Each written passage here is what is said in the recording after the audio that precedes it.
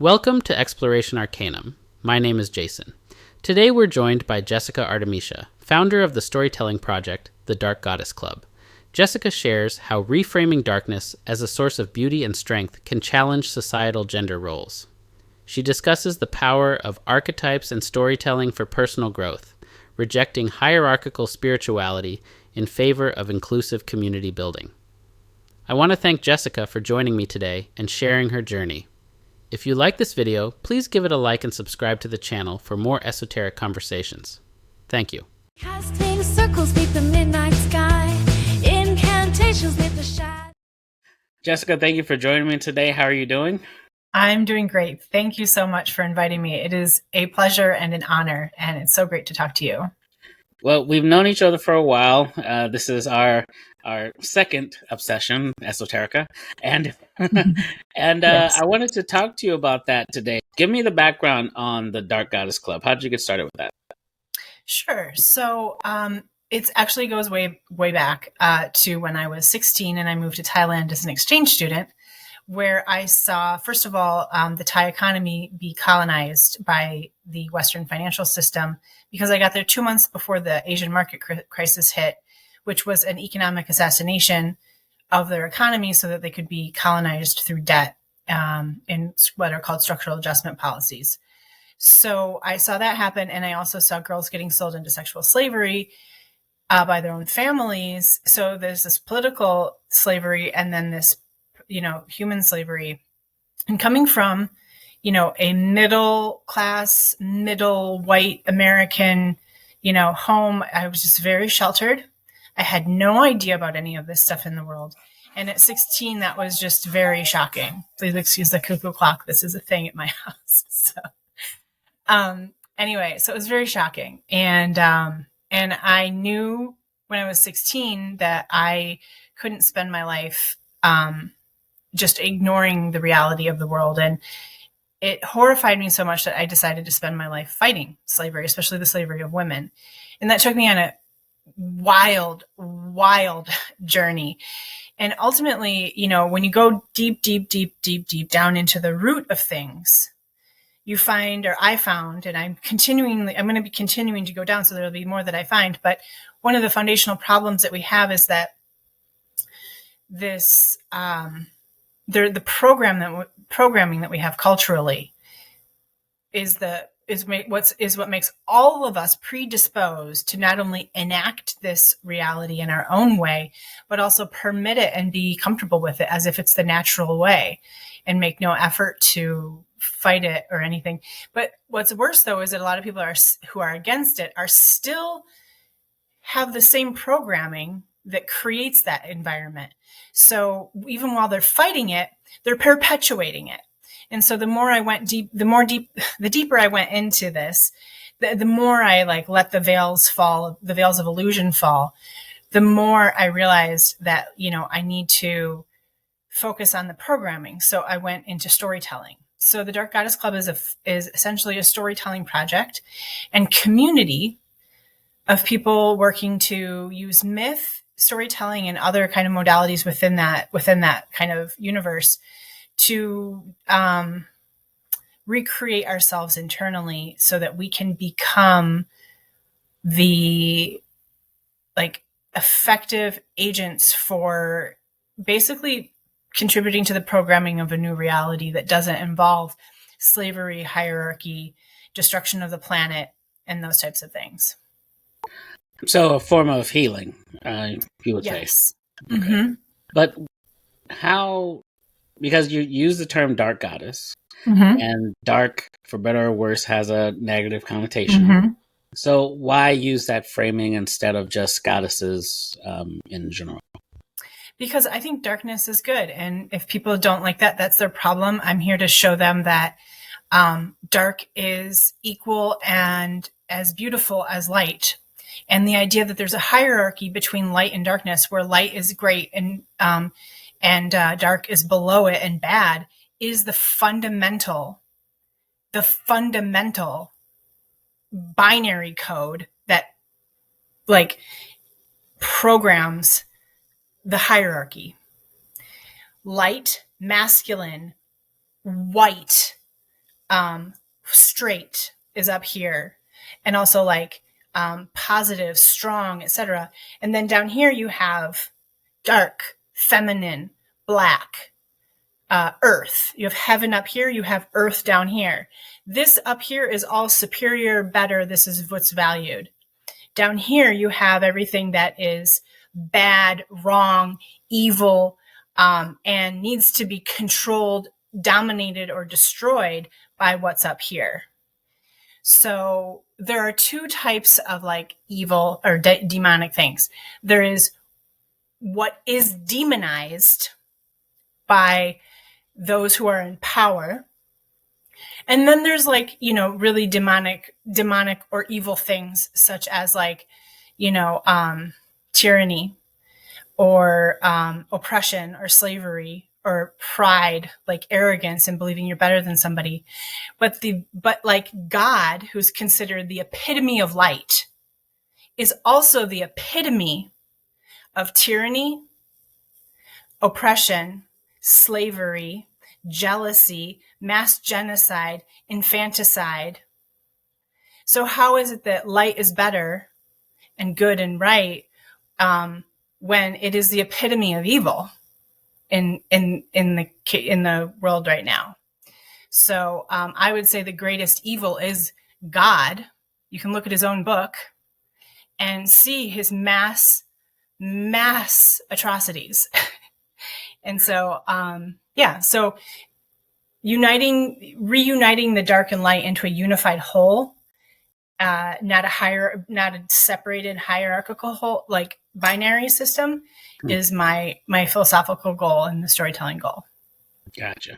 Now, it sounds almost to have a Gnostic background, because there's the belief in the demiurge, who is what a lot of people believe is the God of the Bible, who the reason why the Old Testament reads the way it does with the vengeance and killing is because that's not the actual, that's the being that created this world, and we're all living in this prison, and the higher God is calling us up past that. Did any of that influence what you're doing? No, I did find out later that there is the idea of the demiurge and stuff after I'd actually posted the Eve story part 1. But I don't actually agree with that. Like, I don't believe there is a higher realm. There's a deeper realm. There's a realm that we're rooted in. I don't believe in a hierarchy. I don't believe that the earth is low and heaven is high. I believe the earth is divine, and our soul, our bodies, our minds, everything that we are, including our highest aspects, are from the material of the earth. And the idea that earth doesn't contain those things, to me, is the reason why we're destroying earth, is because we believe it is the low, negative, dark thing, when in fact it is the source of all the material and spiritual reality that we are. The earth is a manifestation of the divine reality. So I do believe in the idea of like a divine reality, which I call the living reality that we're all a part of. And in fact, I don't see speaking of AI, I don't see the demiurge, so to speak, as like God, the God of the Bible. I don't see it as a spiritual thing, but as like an AI type of egregore. It's an AI form of consciousness, as far as I'm concerned. It's created by us. It's like the the material of entropy of our consciousness, of our self-consciousness, self-awareness. Okay. So, and it's interesting that you said that, because early cyberpunk, like Neuromancer, they believed that they said that the internet was a united hallucination. So it was, it's on your computer, but the thing you see when you get into it is what we all basically agree that this thing looks like. And so it's interesting that you say that, because that goes into a lot of deeper conversations about consciousness. And right. But one of the aspects of what you're working on is you're using. Okay, let me read it like this. Because you sent me some of your work, and we'll put it in the description. How demonizing femininity hurts men too. Yeah. So tell me a little bit about that and how the dark goddesses could help men too. Yeah, of course. So ultimately when, when that split between, light heaven masculine and the superiority and domination of that over the quote unquote feminine earth, et cetera, and darkness and stuff, that split creates a wound within us. And, we both feel that, but also masculinity is formed through a violent process of kind of like infinite microviolences where you have to, as a man, if you want to identify as a man and masculine, you have to cut out anything that is defined as feminine, or you're kind of mercilessly abused by men around you in a variety of ways. Masculinity is created through violence, and it is perpetuated and enforced through violence, and the deepest violence. Like a man would threaten his son with dispossession, with exile for painting his fingernails. I've seen these men talk about this. This is like disconnection from your family is one of the worst violences. So, and being completely adrift and alone in the world, I mean, it's a fate worse than death. So, so just to put into like perspective, the catastrophic violence that men must uphold in order to maintain their role and status in society as a man and masculine is atrocious. And it is a choice. But to choose not to do that has costs. It's a huge cost. So the purpose of the Dark Goddess Club is not to elevate the darkness or the dark goddess or femininity above masculinity. It's about reintegration of the perceived binaries into a unified whole.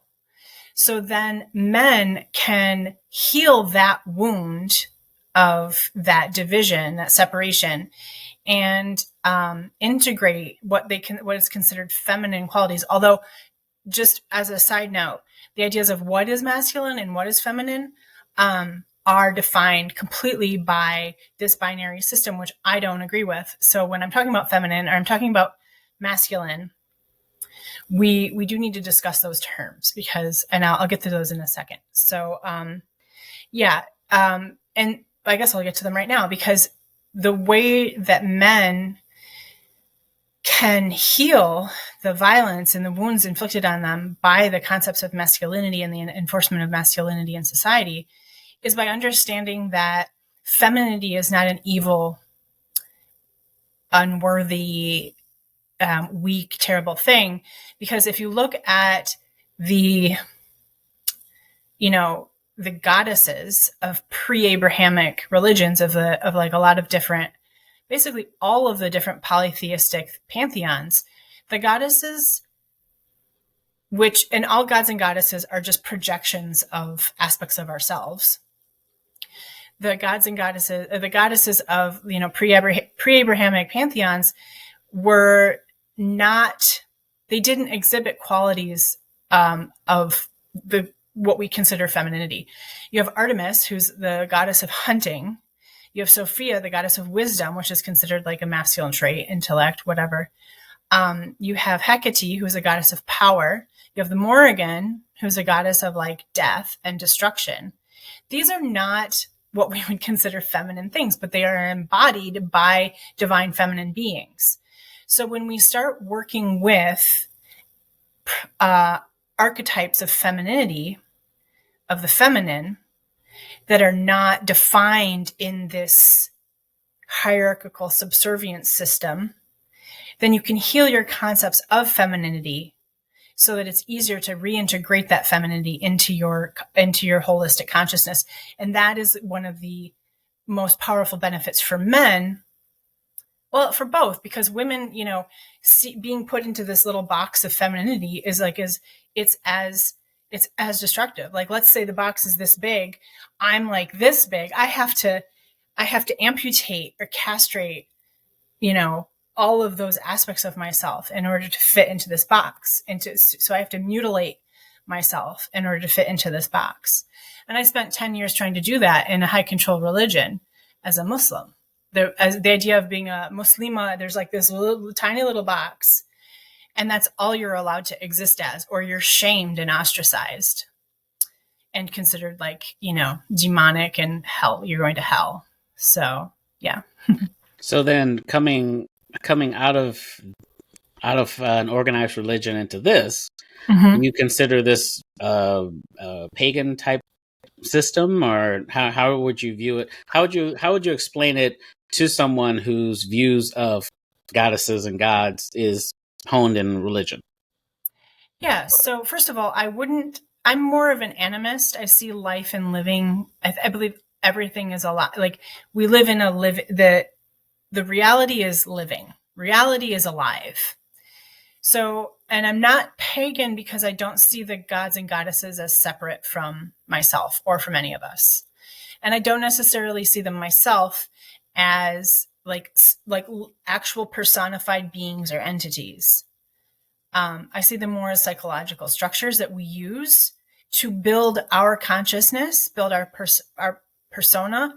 And because humans are storytelling apes, we cannot exist without stories to help us interface with reality.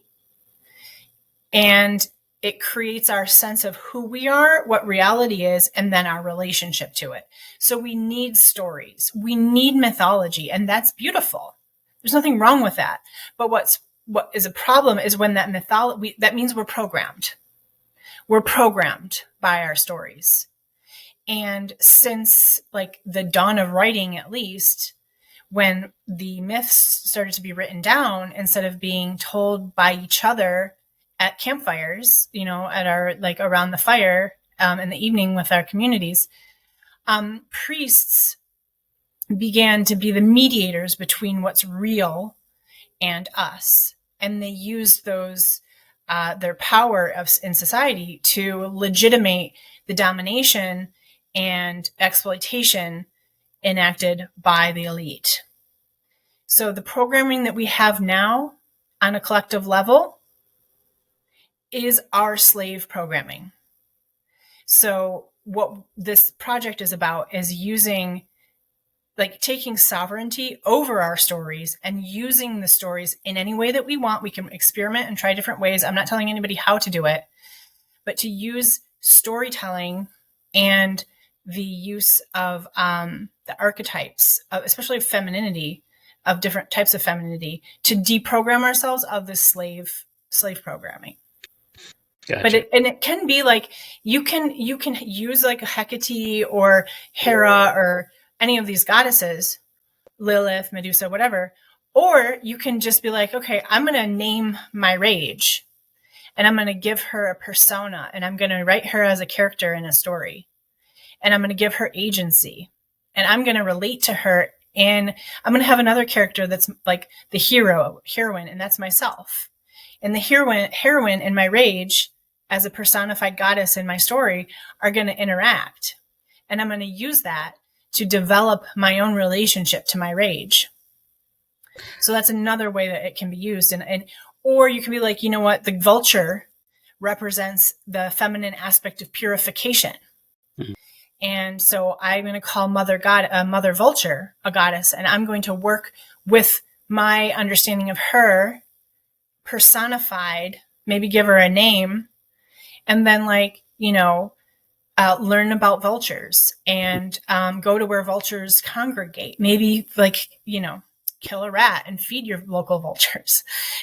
So I'm not advocating violence against animals, but also maybe if you find some roadkill, take it and feed your local vultures, and then develop a relationship and connection with vultures and with the environment and the cycles of the environment of death and purification.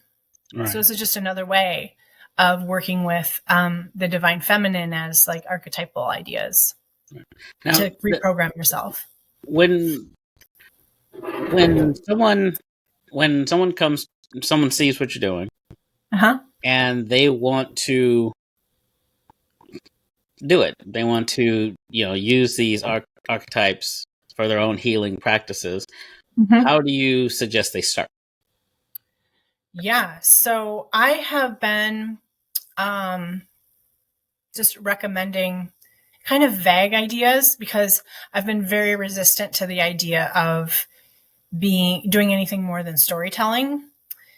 But I have some ideas, and I have decided like literally like last night that I'm going to try to, make an effort to lead people in that without me being the guru. Because here's the thing. I don't like guru culture. I don't like hierarchy.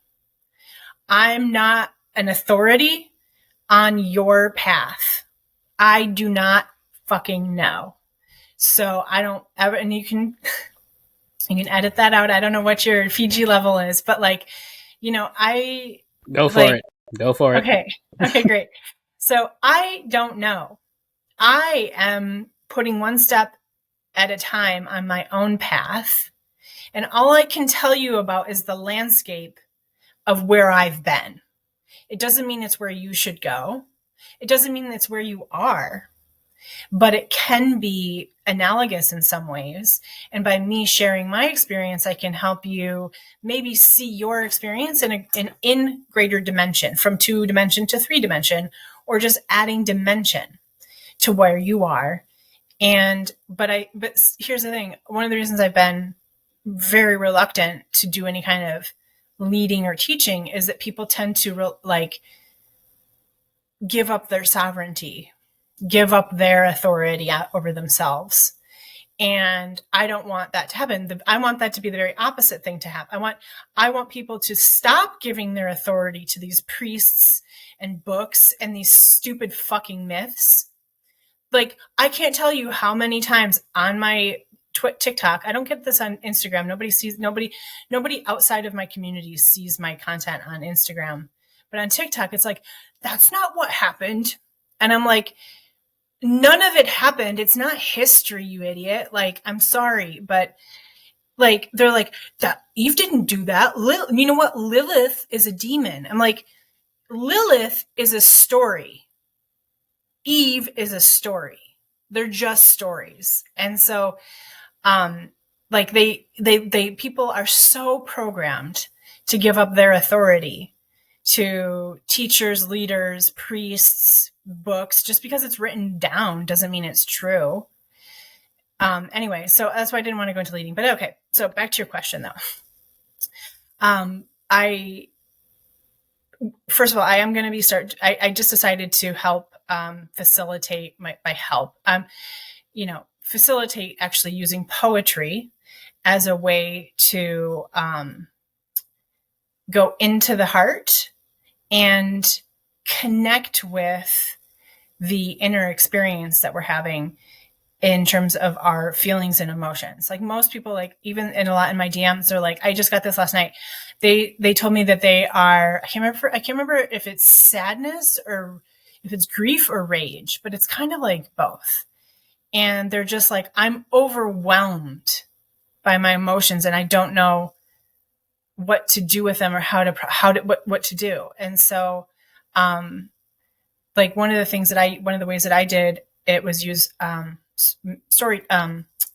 poetry. I had a dream once, and in the dream, somebody asked me, what do you love about poetry and about writing it? And I said, because it gives my heart a voice. So one of the things we need to start with is to look inward and then start working with what we're finding there.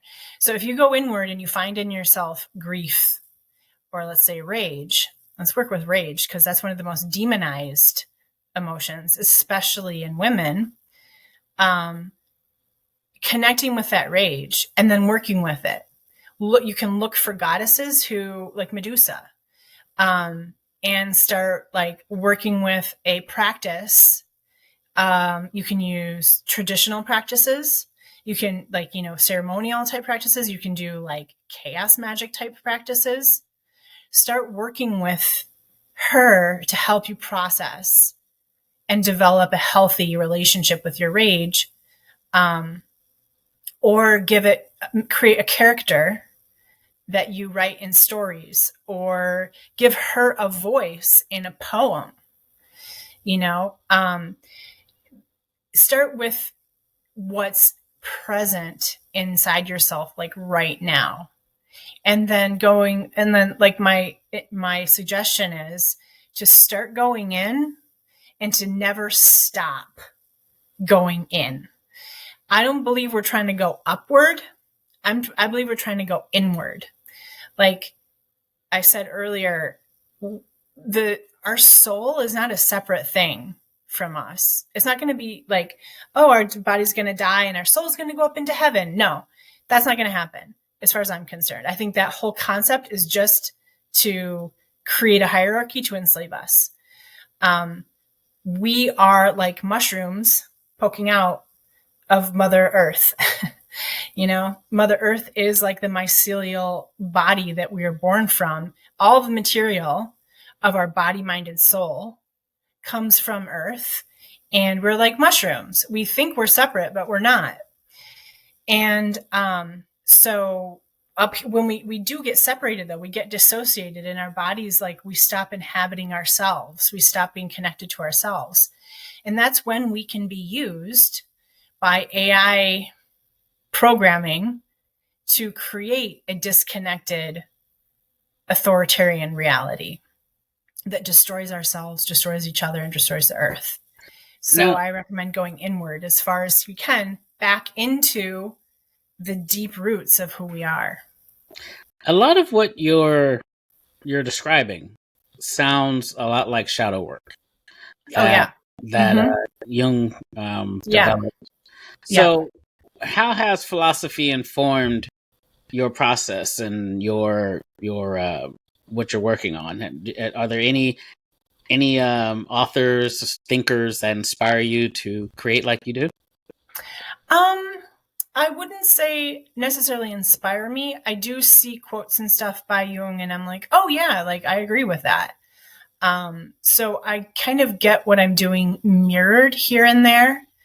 But I really try to be as careful as possible about adopting like templates from other thinkers, because I don't want that. I don't want to inadvertently kind of taint my own process of development and perception with things that are inherently like programmed with that hierarchy. So I love Jung, actually. And I've explored a lot of systems: Sufism, New Age, Islam, Christianity, Buddhism, Hinduism, yoga. I've explored all those systems. Ultimately, though, I've rejected them because I find, and I haven't rejected Jung. I haven't read that much into his work, but I like it, but I don't feel like I need it. I want to, if I find something, I want to find it from my body. I want to like experience it and have that reality be manifested through me. Not that it's mine and not that nobody else is doing it. If I were to learn from anybody, it would be from indigenous grandmothers. Learning from indigenous practices, learning from Black women who who can see this system so clearly because they're intersectional oppressions. They can see it from a woman's perspective and as a Black person's perspective.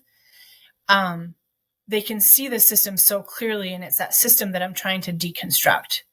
So I have spent a lot of time in anti-racism.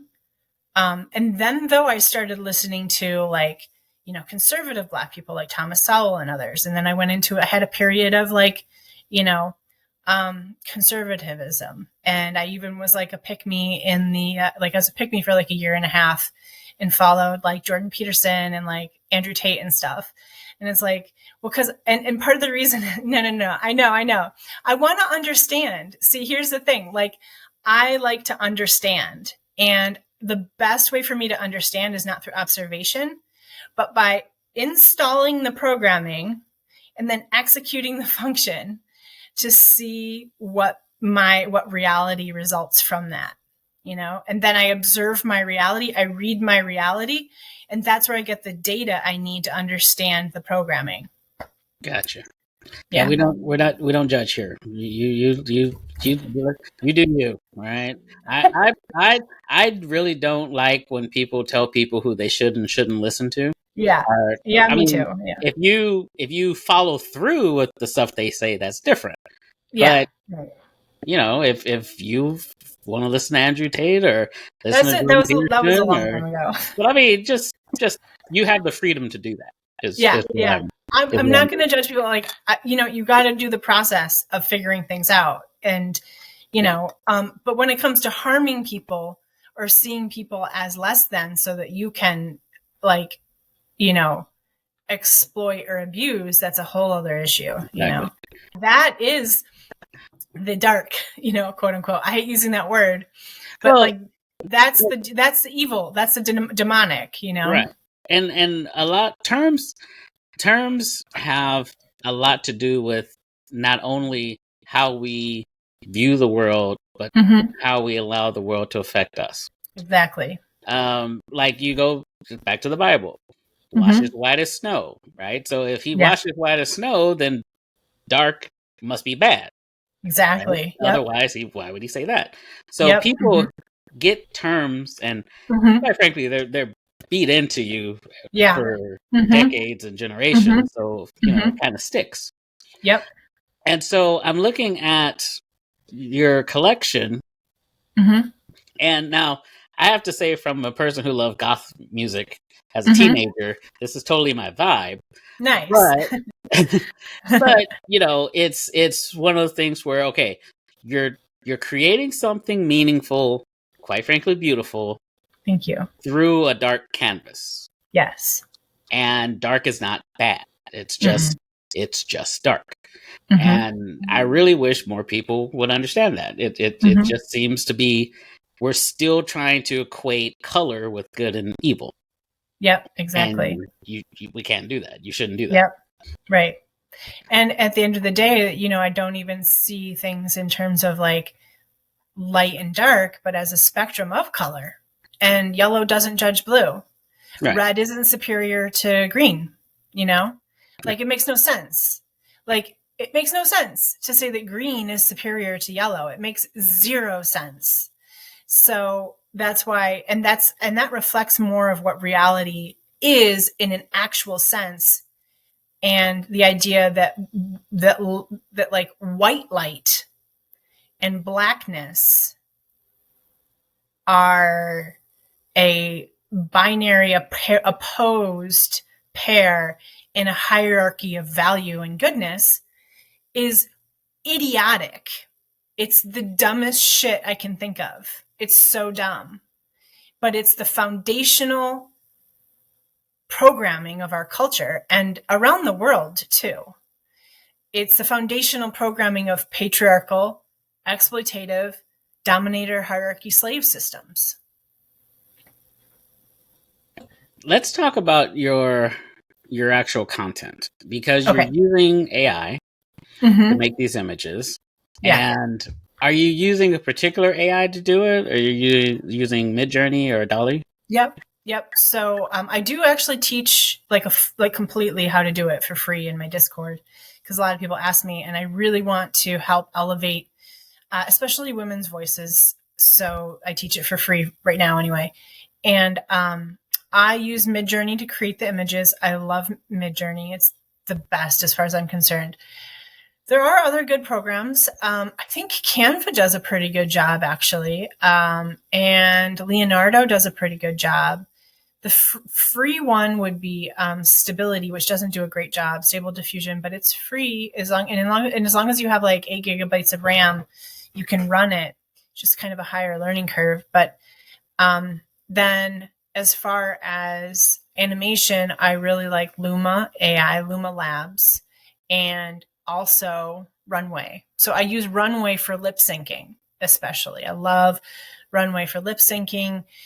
But also with Runway's new program, its new model is really great. But I like to use TikTok/Reels formatting. And as of right this moment, they only have like not widescreen, but they have like a 16:9 aspect ratio. That is all that they will do on the V3 of Runway. So I can't use V3.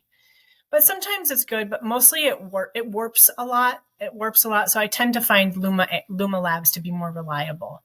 But this changes so quickly. And Midjourney apparently is coming out with its own model soon, animation model. And there's Kriya, there's Pika, there's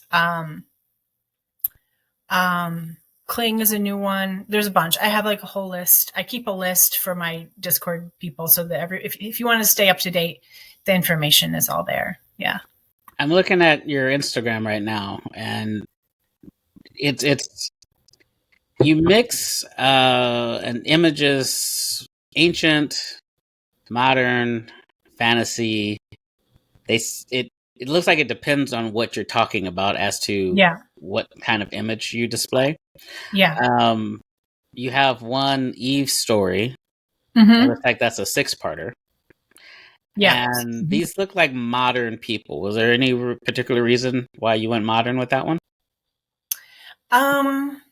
So it was only recently that it's been pretty easy to replicate a single style consistently across all images in Midjourney.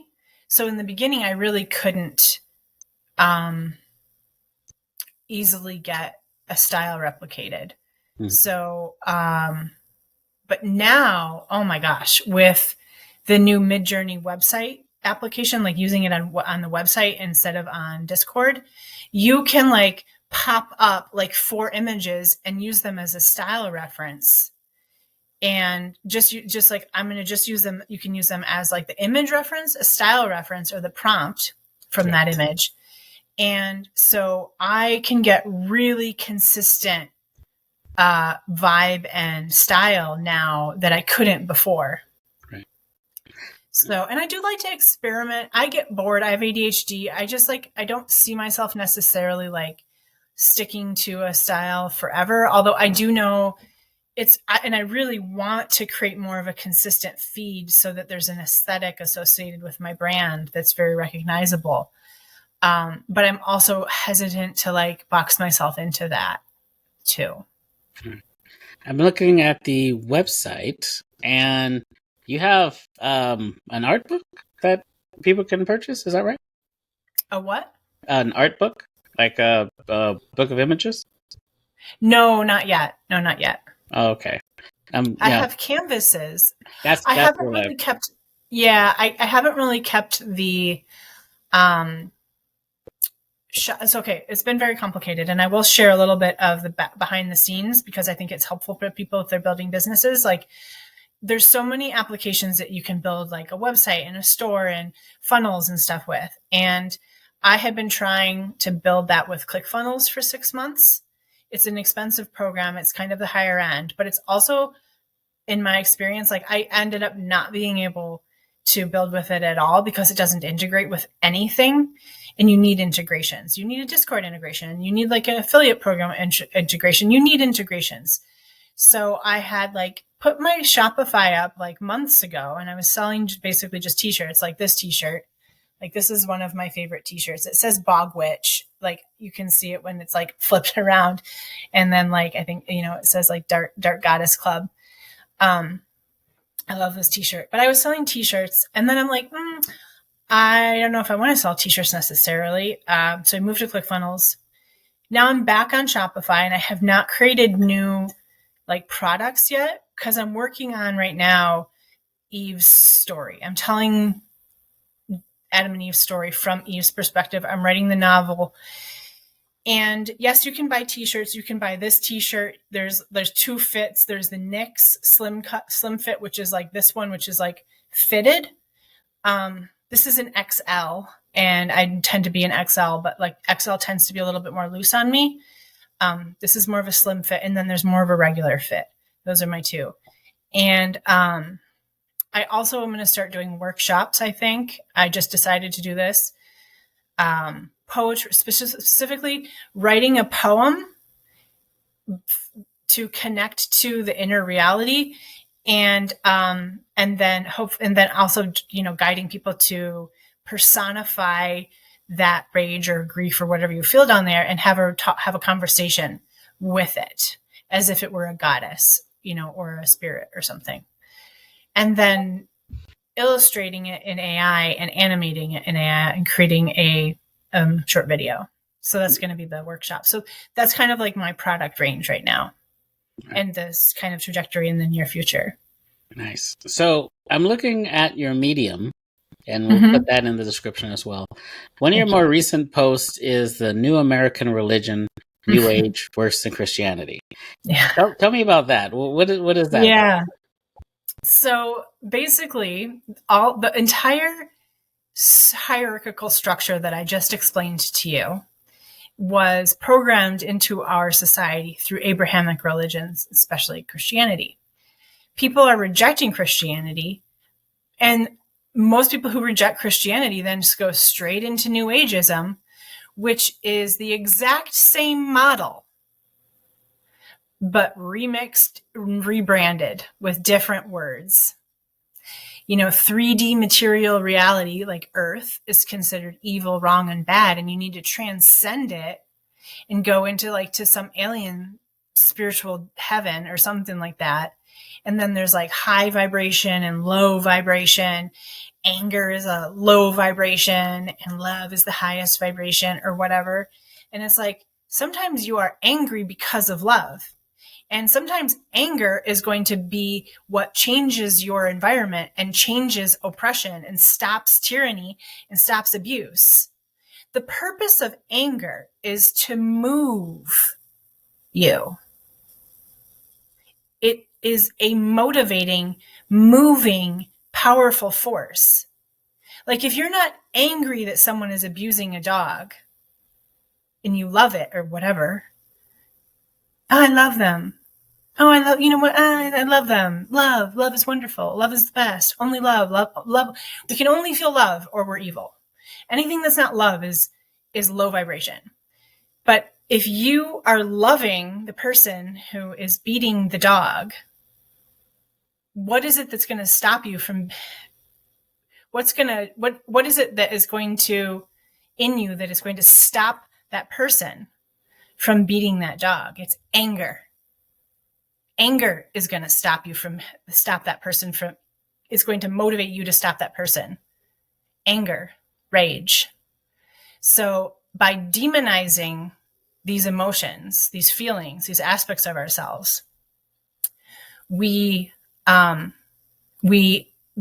shackle ourselves, and that's intentional, So turn the other cheek so the oppressor can beat you even more, Anyway, so well, that's actually a good point, because a lot of bad practices throughout history were held in place by the state and the church. Mm-hmm. And if it's like, okay, if I can't get you with the priest, I'm going to send the army. Mm-hmm. It's basically that mentality. I'm going to get you one way or the other. Mm-hmm. But you can either kneel or you can die. Yeah. And exactly. that seems to be something that we just as humans can't let go of doing to each other. Yeah. And then we try to justify it based on some ancient text that someone dug up out of the hole. And exactly. Yeah, no, exactly. Yeah.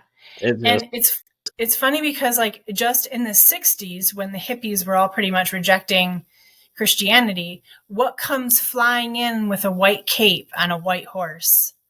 New Age. So it basically neutralized the radical hippie movement so that it reinforces the hierarchy. Because what is the definition of high vibration? You are in a happy relationship, you're wealthy, you're thin, you're in a beautiful house, right? Like that is the definition of a hippie heaven.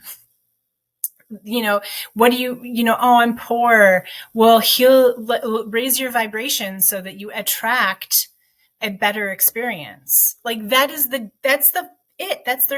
their whole framework. I think there's a little weed involved too. Yeah, well, drugs. Oh, they love the drugs. They love drugs because whatever. Not that I have anything wrong with the plant medicine, definitely, but it can be abused and it can lead to greater delusion too, in my experience. Not in my personal experience, because I don't really tend to use it a lot because I don't need it. And if somebody needs it, that's fine. But like a lot of people, that's a whole other issue. But yeah, so with hippies, basically what they're describing is racial privilege and socioeconomic privilege. And what these healers teach is how to ascend in the social hierarchy. Whereas my belief is to abolish the social hierarchy. So what New Ageism does is it reinforces the whole aspects of social hierarchy. So like, like these white women, beautiful influencers who are living a wealthy life, they're teaching you how to heal spiritually so that you can achieve their racial privilege and generational privilege, which isn't possible, but then it also, what it does is reinforces that people who are at the top of the social hierarchy are basically saints. They are high vibration, manifesting this beautiful reality for themselves. But in fact, it's a result of the oppression and tyranny of the hierarchical system that they benefit from. And additionally, if you are experiencing poverty, rape, domestic violence, racial violence, famine, genocide, you have a mindset problem. You need to heal your vibration. You need to raise your vibration in order to experience my racial privilege. And that's why you bring up the law of attraction, and where like whatever happens to you is because you didn't have the right mindset. Yeah. And it doesn't mean that there isn't something to that. Like, any religion that you're a part of, whether you pray in Arabic or you pray in Hindi or you pray in English, little miracle type things happen because we are made of divine substance.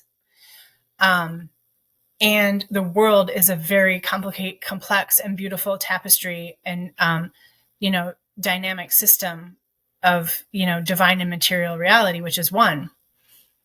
But that doesn't mean that your vibration, which no one has ever clocked on anything, like just because love is not high vibration. Like I don't like this idea of like there's good emotions and bad emotions, or good feelings and bad feelings. I don't like that. But what is a vibration? It's like there's sinners and saints. It's just a replication of the same concept, but it's just rebranded. Gotcha. So for anyone looking to follow you and go check out your work, where should they go? So I would start with Dark Goddess Club on Instagram or TikTok. I tend to do more engagement with my community on Instagram. I don't know why. It's easier for me to find other people. Like I have like 37,000 followers on TikTok and I get a lot of engagement, but like I really can't I can't parse who to connect with. So I find it easier to connect with people on Instagram. So, and I'm not somebody who's like looking for parasocial / fan relationships. I'm here to connect with people and grow a mutual mycelial community where, it's mutual. Like, I don't like fans. I like friends. So, if people connect with me, I'm not in a position where it's overwhelming for me to connect with people right now. Maybe one day that'll be the case, but maybe my bandwidth will increase and I'll have better systems for connecting with people personally. But Instagram is best for that. And then if you go, I